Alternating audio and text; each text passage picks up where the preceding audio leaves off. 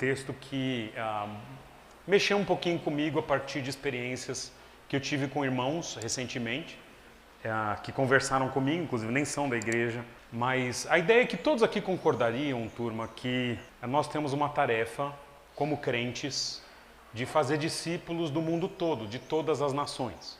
Talvez se discuta o quanto que isso é obrigatório e o quanto que isso é algo que a gente vai vivendo e vai fazendo. Estou mencionando para vocês, por exemplo, o texto de Mateus 28, 19 e 20, quando diz assim, ide e fazei discípulo. Muitos entendem isso como uma ordem, outros tantos entendem isso como algo que você vai fazendo ao longo da sua vida, conforme você toma suas decisões.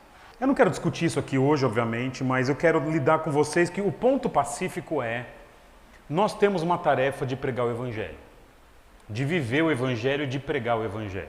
O problema, muitas vezes, é que a gente não sabe, alguns ou muitos não sabem como fazer isso. Como abordar, quem abordar, quando fazer isso, qual o melhor momento, qual a melhor forma.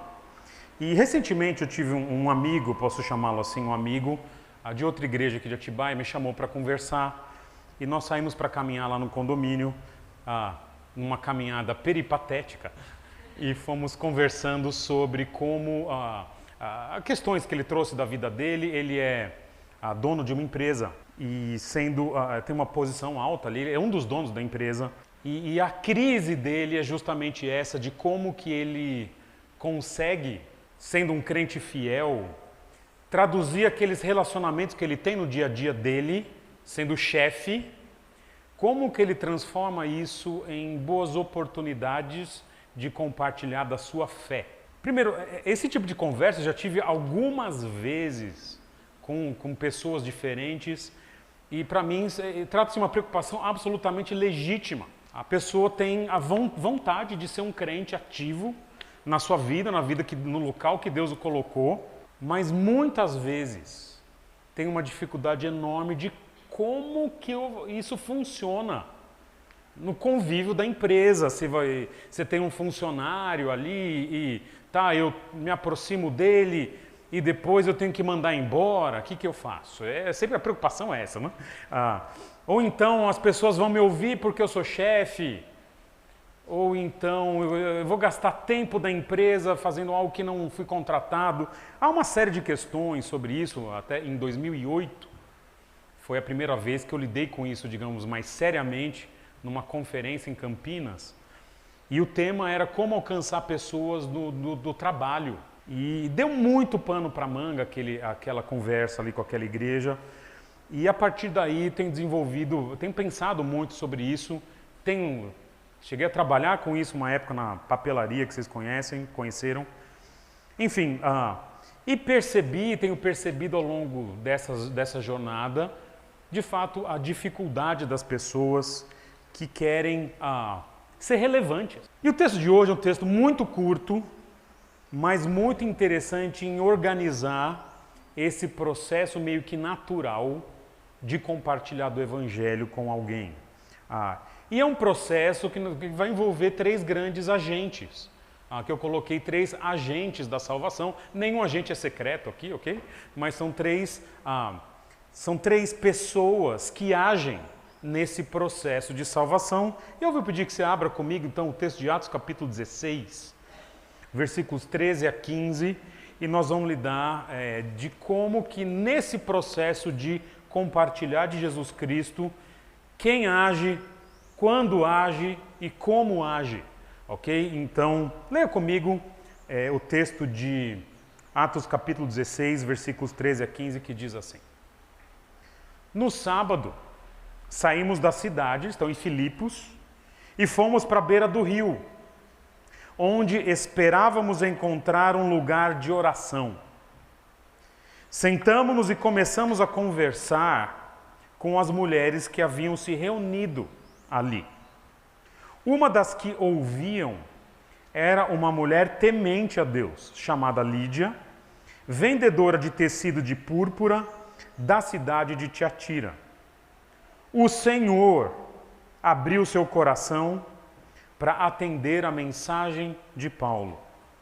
Tendo sido batizada, bem como os da sua casa, ela nos convidou dizendo: se os senhores me consideram uma crente no Senhor, venham ficar em minha casa.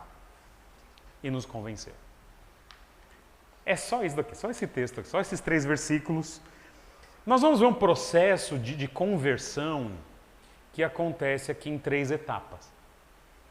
E cada etapa, coincidentemente ou didaticamente, vai estar presente num versículo. E cada etapa de cada versículo vai ter também um agente diferente. E é isso que eu quero lidar com vocês. Então, 3 etapas no processo de conversão, quem atua em cada etapa, e depois a gente vai trazer um pouquinho para a nossa realidade da vida civil. Diz assim, então, etapa 1, versículo 13, novamente diz assim: no sábado saímos, Paulo, Timóteo, Silas e provavelmente Lucas.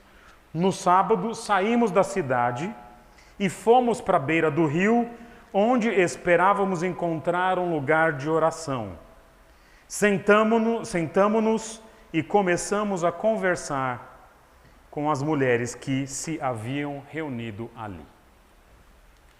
Primeira etapa no processo de conversão de alguém é a etapa da proclamação, a etapa da pregação.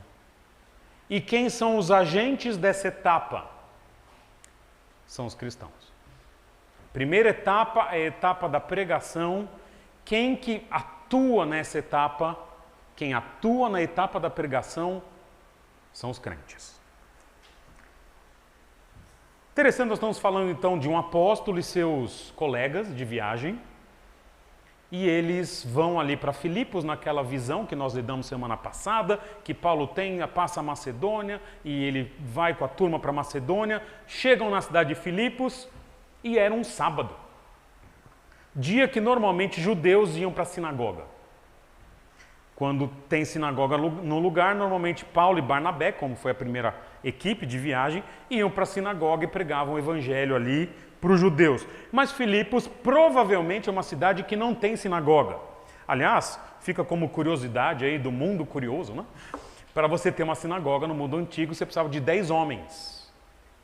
E possivelmente 10 homens judeus, claro. Nessa cidade não tem 10 homens judeus para formar uma sinagoga. E o que acontece?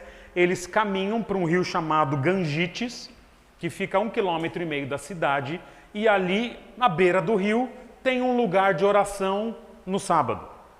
E o texto diz que não fala nada de sinagoga, não fala nada de judeus, mas diz que era sábado e que tinha um lugar de oração. Então, possivelmente, não tendo sinagoga, pessoas que eram adeptas ou simpatizantes do judaísmo iam para um lugar afastado e no sábado se reuniam para orar. Não era uma sinagoga porque não tinha homens judeus ali, e eles estão ali, e Paulo e a sua trupe vão para lá, e tem um grupo de mulheres reunidas ali na beira do rio para orar. E o texto menciona que Paulo e seus companheiros se assentaram. E por que isso é importante? Na antiguidade, quando alguém se assentava, é a pessoa que ia pregar. Então, se estivéssemos na antiguidade, hoje vocês estariam pregando e eu estaria ouvindo. No nosso tempo é diferente, é o contrário. Quem vai pregar fica de pé e normalmente vai naquele negócio que tem uma aura chamada lá na frente, né? Então, é onde eu estou aqui, então quem prega na nossa cultura vai lá na frente e fica de pé. Conforme eles se assentam, eles começam a falar, e ao falar, eles pregam o evangelho. É isso que está acontecendo aqui nessa primeira parte da história, e o que esse procedimento dessa história ensina para a gente. E eu quero trabalhar então nessa pregação do evangelho, eu quero trabalhar nesse texto, olha lá, só nesse primeiro ponto, eu quero trabalhar método, conteúdo, ocasião, sujeito e objeto. Então, segura aí que nós vamos trabalhar rapidamente cada um desses elementos. Primeiro, método. Qual que é o método que se usa na etapa da pregação do evangelho? O método é a própria pregação. Turma, sabe aquele negócio de indivíduo estar numa tribo remota, que nunca ouviu falar de Jesus? Nunca ouviu falar. Ele tem um sonho e se converte. Sabe isso? Isso não existe. Isso é história. O método que Deus usa para alguém conhecer a Jesus e o Evangelho só tem um: é a pregação. Essa história, né, esses milagres, não, apareceu um varão de... Já falou varão, você já complica. Cara, já tem contato com o Evangelho, porque eu nunca vi ninguém lá fora falar varão, a não ser para pôr cortina, né? Mas é interessante, eu vi um varão de branco que falava vem. Romanos capítulo 10 diz assim: todo aquele que invocar o nome do Senhor será salvo. Romanos 10, 13. Como, porém, olha a lógica do apóstolo, invocarão aquele em quem não creram. Como que se você invoca alguém que você nem crê que ele é a pessoa que você está invocando? E como crerão naquele de quem nada ouviram? Como que você vai crer em alguém se você nunca ouviu falar dele? E como ouvirão se não houver quem pregue? Como que eles podem ouvir de evangelho se ninguém pregou? E como pregarão se não forem enviados? Como está escrito, quão formosos são os pés dos que anunciam coisas boas. O que ele está dizendo aqui? Para alguém crer em Jesus, é necessário uma longa cadeia de envio, pregação, compreensão, fé, invocação. O método que Deus usa para a gente conhecer a Jesus é a pregação. Não existe evangelismo feito por Deus. Olha que frase pesada. Não existe evangelismo, a não ser quando Jesus estava no mundo. Não existe evangelismo feito por Deus. Ele usa pessoas. Mas não existe evangelismo feito por anjos. O que existe são pessoas de carne e osso sendo enviadas e pregando o evangelho a outras pessoas. Este é o método que Deus usa neste texto, quando os apóstolos vão para a beira do rio e pregam. Tendo falado de método, eu quero falar de conteúdo. O que eles pregam? O texto não deixa claro o que eles pregam. Mas pelo jeito, pelo resultado, me parece que eles pregam o Evangelho. É a mensagem de Paulo que diz ali no versículo 14. Turma, todo crente, mesmo com poucos dias de vida cristã, já deveria ser capaz de traçar em linhas gerais um conteúdo que é o Evangelho, que é tão simples, a pregação é muito simples. Pessoas perdidas precisam de um Salvador. Jesus é o Salvador porque Ele é o Filho de Deus, o sacrifício perfeito por gente imperfeita. Se você se sente perdido, você precisa desse Salvador que é Jesus, e confiando no que Ele fez na cruz, com essa confiança a pessoa vai para o céu. Só isso. O que nós precisamos, turma, não é mais do que uma oportunidade de, dessa forma que eu falei ou de outras, explicar essa história. Eventualmente, a gente ilustra esse evangelho de Jesus morrer pelos perdidos com a nossa história. Porque a pregação não é só teórica, ela é prática. Eu prego daquilo que aconteceu, eu prego de uma mensagem, mas de uma mensagem de algo que aconteceu comigo. E esse é o conteúdo. E agora vem ainda nessa ideia de a pregação, etapa 1, o crente é o agente. E agora vem uma questão importante que pode te ajudar muito no seu dia a dia, a questão de ocasião. Quando que eu prego? É interessante que há ocasiões apropriadas para pregar o Evangelho e há ocasiões não apropriadas para pregar o Evangelho. E esse texto é muito interessante.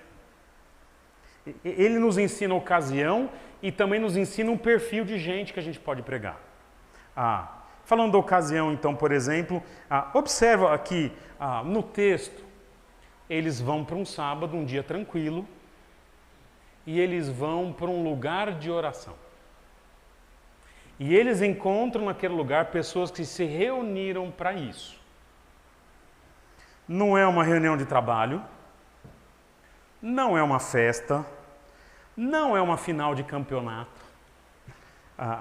Há ocasiões, turma, que proporcionam conversa sobre coisas importantes da vida espiritual, digamos assim.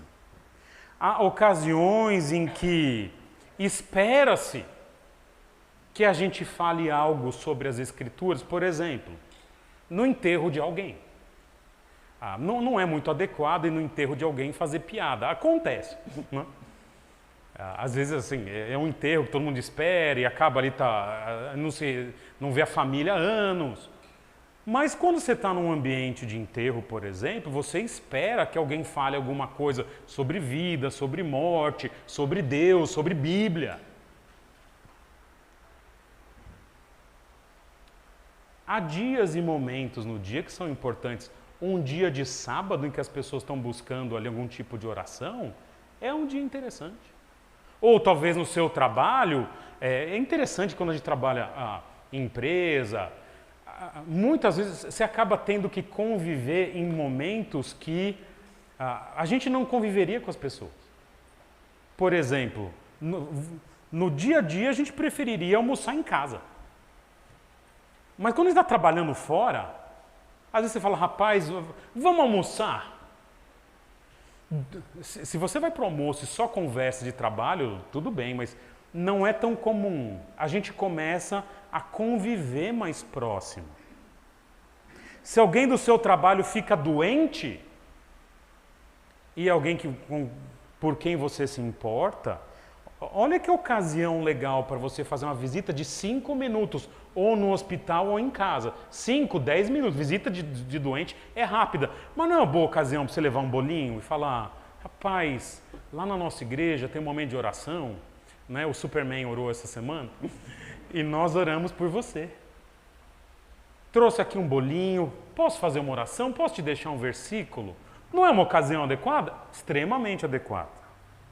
Paulo, então, ele percebe que é o lugar de oração, é o momento que as pessoas estão abertas para a pregação. Ele faz ali o rito, digamos assim, de assentar-se, e é o momento de discutir as coisas de Deus, e ali ele prega. Falando agora um pouquinho das pessoas a quem pregar, ainda usando esse texto ali. Havia um lugar de oração e algumas mulheres se reúnem ali para essa oração. Gente, é claro que na Escritura a gente deveria pregar para todo mundo. Mas há pessoas que estão em momento mais apropriado para a gente pregar. Essas mulheres estão ali buscando algum tipo de conhecimento ou de experiência de espiritualidade. Mais à frente, no versículo 14, menciona que Lídia era uma mulher temente a Deus. Veja, ela não era crente. Ela vai se converter no processo, mas ela já tem algum conhecimento. Ela sabe alguma coisa. Ela tem um sentimento de inadequação, de que Deus é maior. Ela tem medo de Deus. Já temos um ponto de contato aqui. Turma, essas pessoas que têm algum interesse religioso, é bem interessante isso. Mesmo que seja fora do cristianismo, são pessoas que já buscam algo ou alguém. Percebem que existe um Deus, eventualmente um Deus com D minúsculo. Mas são pessoas que falam que talvez a Bíblia possa ser verdadeira. Tem a pulga atrás da orelha. Pessoas que têm curiosidade sobre a fé cristã, elas estão sendo atraídas, turma. Eu não conheço onde você trabalha, onde você estuda, com quem você convive, mas eu sei uma coisa.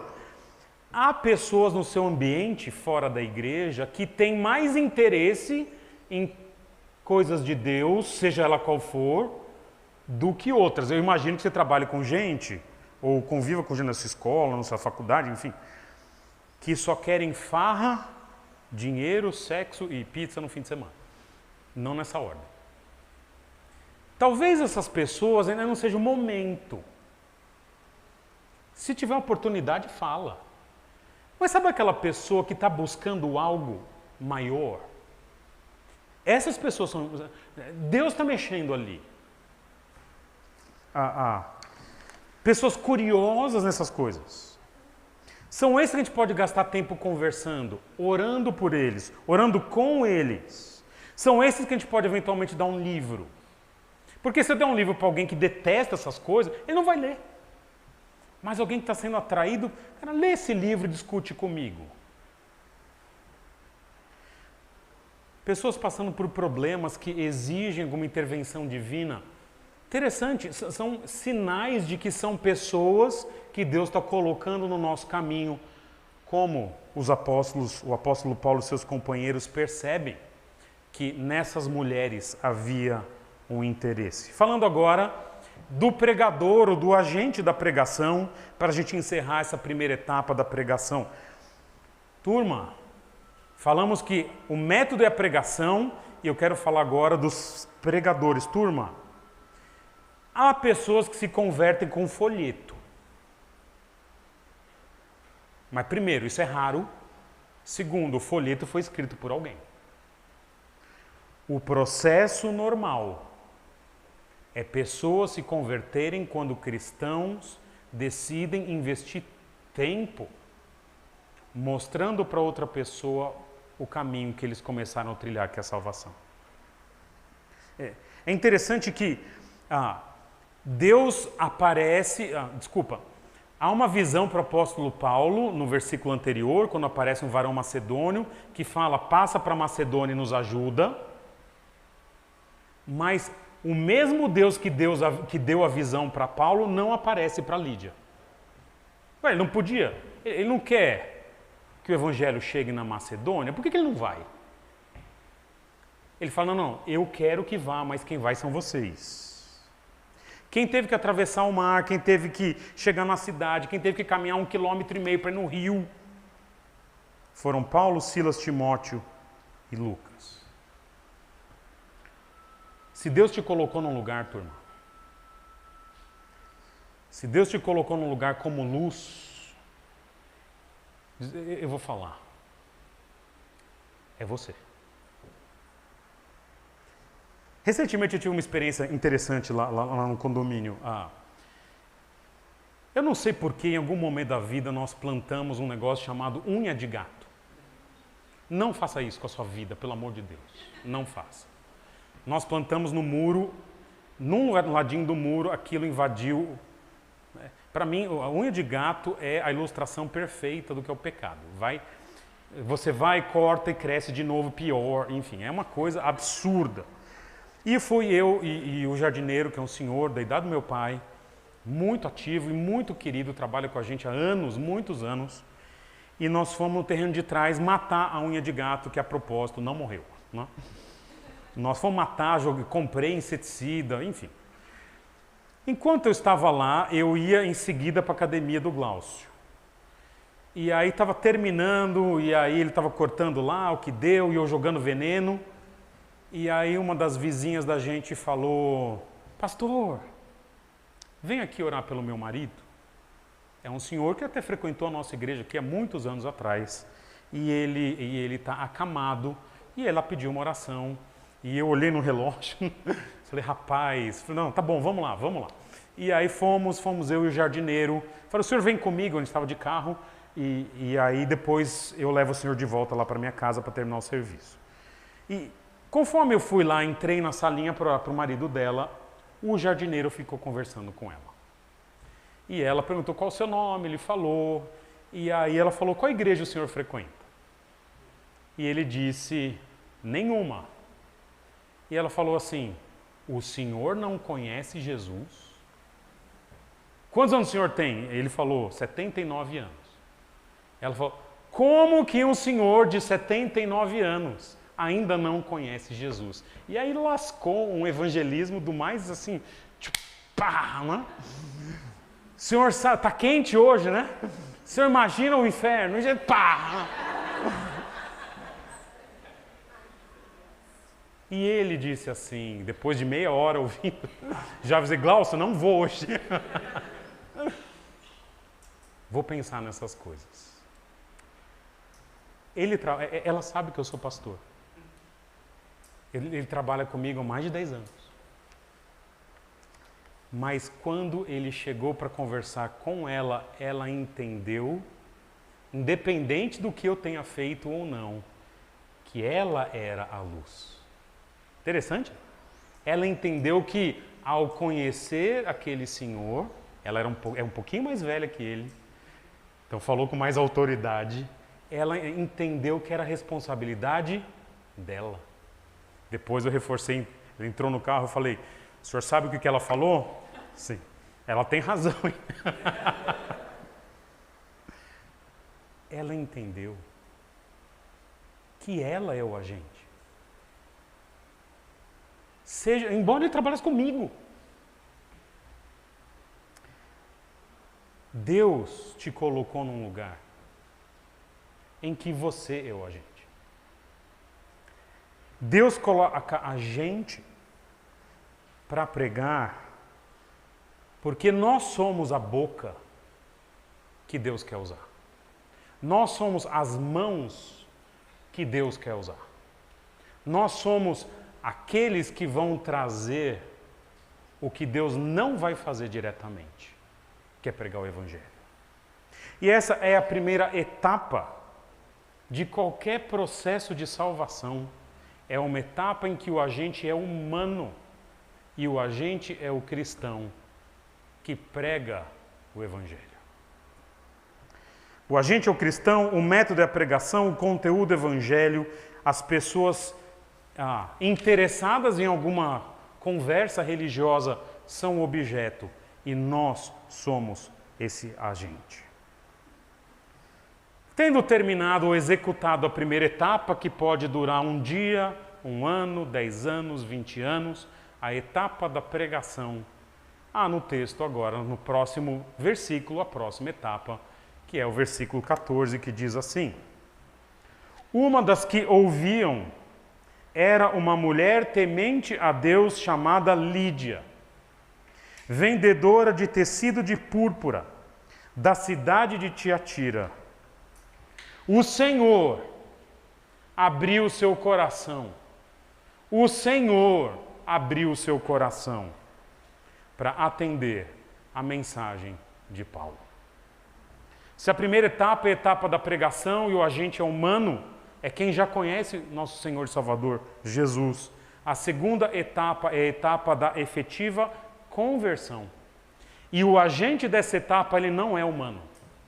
Quem age nessa etapa é simplesmente o nosso Deus. O texto diz que o Senhor abriu o coração de Lídia. Na segunda etapa, Deus agora não delega essa etapa para ninguém. Porque a conversão, ou se você quiser chamar de a regeneração, o novo nascimento, o sair da morte para a vida, o tornar-se crente, o tornar-se sábio para a salvação, o ser salvo, o ser crente, o que você quiser chamar. Essa etapa é de atribuição exclusiva do nosso Senhor. Por isso o texto diz, o Senhor abriu o seu coração. Interessante que o texto começa com o verbo ouvir, uma das que ouviam. E Lídia ouvia a mensagem. Mas as pessoas ouvem, turma, mas sozinhas elas ouvem, mas não escutam. Sempre é assim na pregação do Evangelho. O agente da pregação é humano, são as pessoas que pregam, mas se Deus não tomar a iniciativa de intervir naquela história, a pregação entra por um ouvido e sai pelo outro, ou pior, entra e nem entra. É no momento em que Deus age que tudo faz sentido. A pregação do Evangelho pode acontecer inúmeras vezes. Dizem pesquisas nos Estados Unidos, eu não sei como é aqui, que em média uma pessoa se converte depois de ouvir explanações do Evangelho pelo menos 7 vezes. Não sei se é um número, assim, não é, né? A pessoa ouve 1, 2, 3, ela começa a pensar naquilo. Só que o que vem depois, já esse processo de pensar, de refletir, da mensagem começar a tocar o coração. E o que vem depois não depende a priori da pessoa em si. Não depende das circunstâncias. Não depende nem do diabo tentar ou não impedir. Não depende nem da nossa oração, embora a oração seja importante. Quando chega a conversão depende única e exclusivamente da atuação soberana de Deus. E claro que quando Deus atua, a pessoa que estava morta, agora ela fala, era isso, eu quero. Mas para chegar nesse eu quero, Deus atua primeiro. O que eu vou trazer para vocês não é uma crítica a determinados grupos, mas é uma observação de algo que me deixa um pouco receoso de algumas práticas. Eu tenho observado, e eu quero falar isso para vocês, de um certo tipo de evangelicalismo. De igrejas um pouco mais modernas. O pessoal brinca com a nossa igreja, que a nossa igreja é uma igreja de parede preta. Eu falo, não, ela é cinza. Né? A questão não é cor de parede, tá? Já tivemos parede preta, inclusive. Lembra que tinha uma lousa na outra igreja? Lembram disso? Hoje, em business, no mundo corporativo, fala-se muito em vender uma experiência. Não estou vendendo um produto, não estou vendendo um serviço, estou vendendo uma experiência. Algo que a pessoa vai registrar, vai ficar para a vida toda. E isso tem vindo para o mundo das igrejas também. É muito comum hoje criar-se toda uma atmosfera na igreja em que se tem uma experiência. Então, as luzes são controladas, o ambiente é controlado, a pessoa chega... O foco nem é a exposição bíblica, é a experiência naquele lugar. Então, controla-se luz, o som, o palco grande para as pessoas se sentirem ali sendo servidas, uma pregação positiva que deixa a gente alegre. O pastor está pregando, às vezes vem uma musiquinha de fundo. Nada contra, não é pecado. E as emoções afloram. Turma, isso não é errado. Nada disso é errado. Mas eu quero chamar a atenção para um ponto importante neste texto aqui. Quando a gente cria esse ambiente, essa atmosfera, e cada igreja tem o seu caminho, a nossa não segue por esse caminho. O que nós podemos chamar dessa experiência é uma atmosfera de adoração. Ou de espiritualidade. Podemos chamar isso de algum tipo de expressão das emoções. Podemos chamar isso de uma experiência de espiritualidade coletiva. A minha dificuldade é quando eu manipulo demais as circunstâncias, eu tenho uma dificuldade pessoal. Pode ser eu o problema. Eu tenho a dificuldade de chamar isso de uma atuação soberana de Deus. Eu manipulei tantas circunstâncias que a resposta de emoção... Eu não sei vocês, eu já chorei no cinema. Naquele filme terrível chamado Toy Story 3. As criancinhas tudo saindo e eu chorando, né? Vendo os filhos crescer e ir embora. Chorei, me acabei. Porque há uma atmosfera em que faz você se emocionar. Um psicopata não choraria num filme como esse. A minha precaução é cuidado para chamar de Espírito Santo o que no fundo é um marketing de experiência. Pode estar junto, mas não precisa. Porque quando Deus atua, pode ser na beira de um rio, turma. Num sábado qualquer. Quando o crente prega o evangelho, a pessoa ouve, não tem teclado, não tem fumaça, não tem gente fazendo apelo. O que tem é um Deus soberano que diz: eu sou o caminho, a verdade e a vida. E a pessoa fala, é verdade, e ela se entrega a Jesus. Olha o que o texto está dizendo. Quando essa frase diz, o Senhor abriu o seu coração. Deus está lá no trono, turma. Está lá, hoje está lá. Está em paz, em glória, em majestade, contemplando, como diz o texto, maus e bons. Está com o universo a seus pés. Tem as estrelas ali que ele chama pelo nome. Tem os anjos, os seres viventes mais poderosos a seu serviço. Há toda uma adoração celestial. Tem anjo ao lado do Senhor hoje dizendo, Santo, Santo, Santo. Deus Pai, Deus Filho, Deus Espírito em comunhão. Há uma série de coisas acontecendo no mundo enquanto Deus está lá no trono. Tem o Biden, tem o Putin, Lula, bastante dor de cabeça. Israel, Palestina, Deus está lá administrando tudo. Pessoas importantes orando, clamando. Num domingo como hoje, milhões, talvez bilhões de pessoas adorando a Deus. Mas ali do seu alto e sublime trono,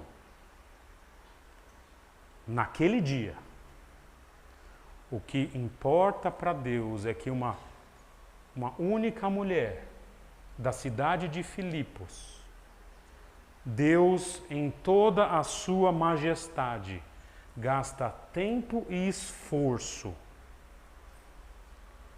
fazendo com que aquela mulher entenda o Evangelho. Esse Deus que sustenta todas as coisas, Ele é capaz de vir até a mais simples criatura e soberanamente falar, eu quero que você entenda a salvação. Esse Deus infinito que desce a um simples ser humano na beira de um rio.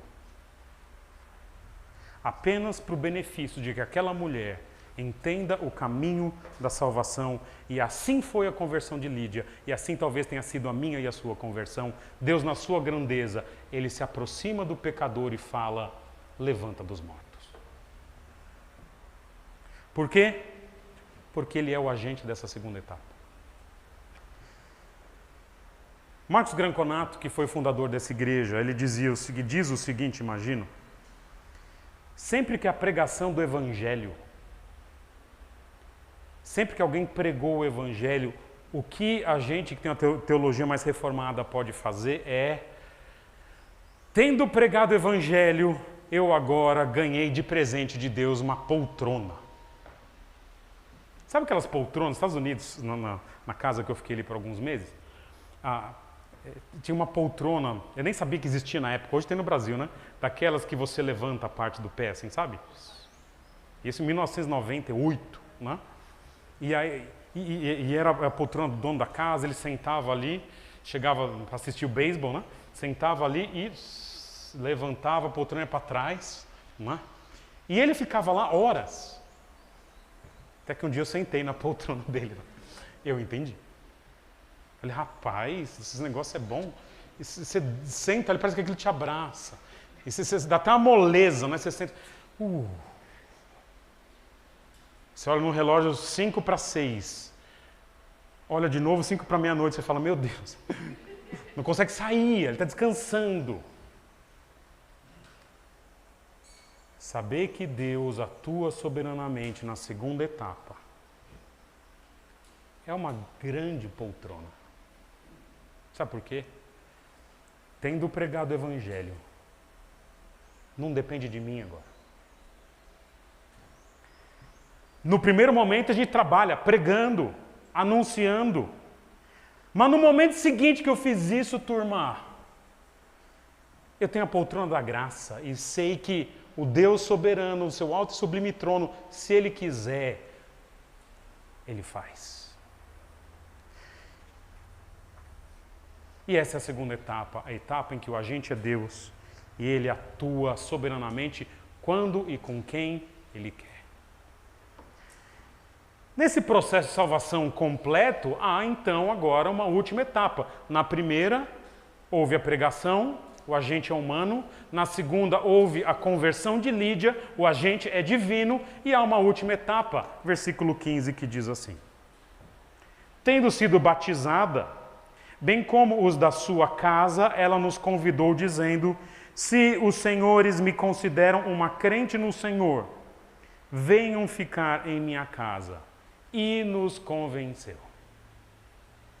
A próxima etapa em que a salvação não depende mais disso, a salvação já está lá, mas é a última etapa em que a gente consegue verificar se o processo foi completo. É a etapa da frutificação. Porque a gente não sabe, a gente não consegue ver fé. Alguém se converte, não, eu olho para vocês, a gente não sabe quem é e quem não é. Como que a gente vê? Toda conversão, ela manifesta algum tipo de transformação que eu estou chamando aqui de frutificação. Todo o crente, quando ele se converte, de alguma forma ele manifesta frutos. Lídia ouve, Deus abre seu coração, ela e sua família são batizados aqui. E agora tudo que essa mulher quer fazer, ela quer servir.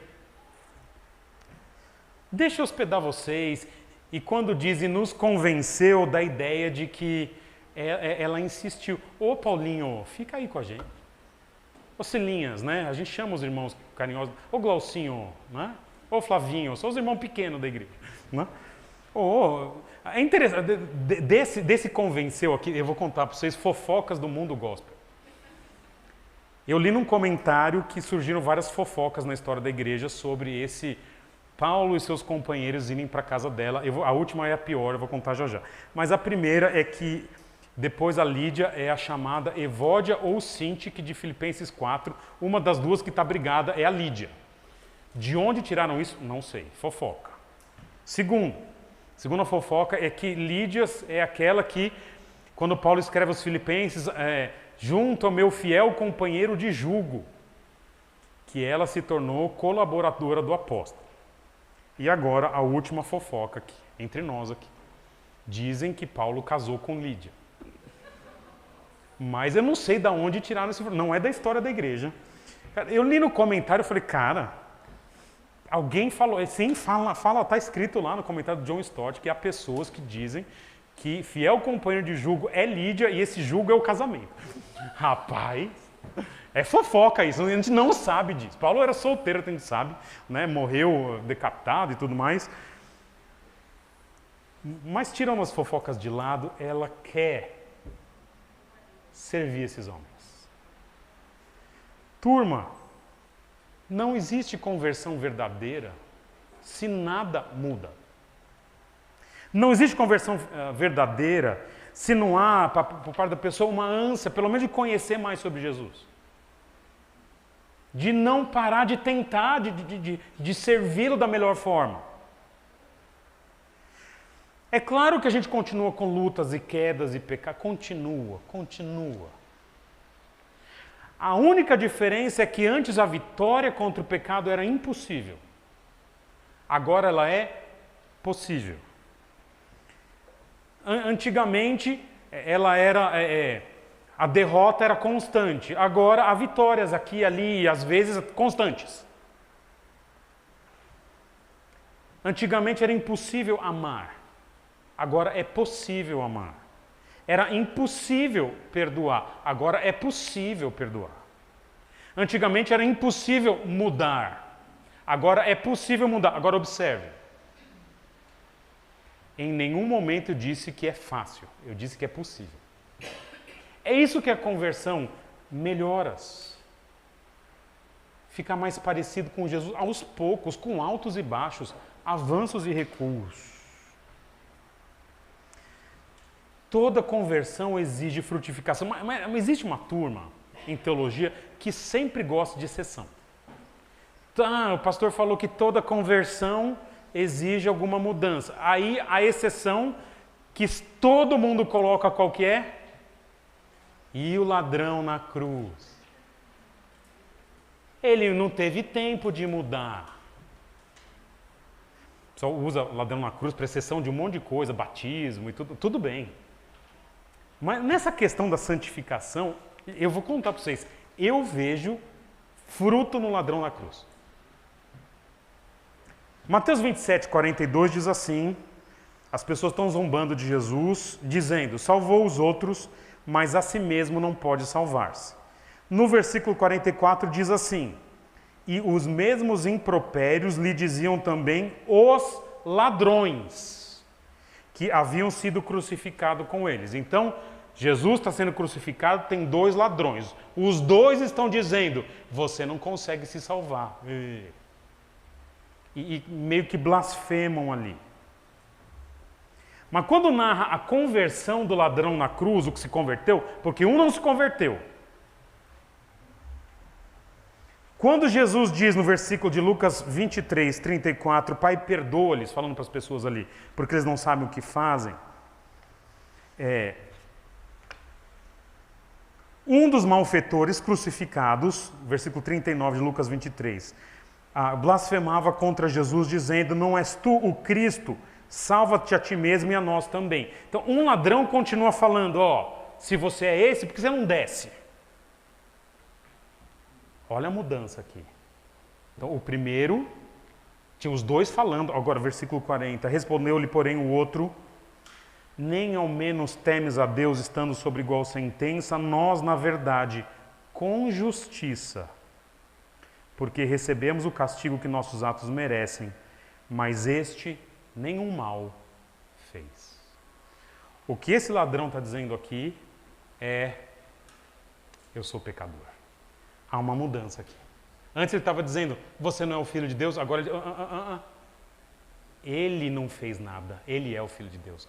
Há um arrependimento aqui, a ponto de depois ele dizer, Jesus, lembra-te de mim quando chegares no teu reino. Então, ladrão na cruz não é exceção, não, ele mudou. Na cruz.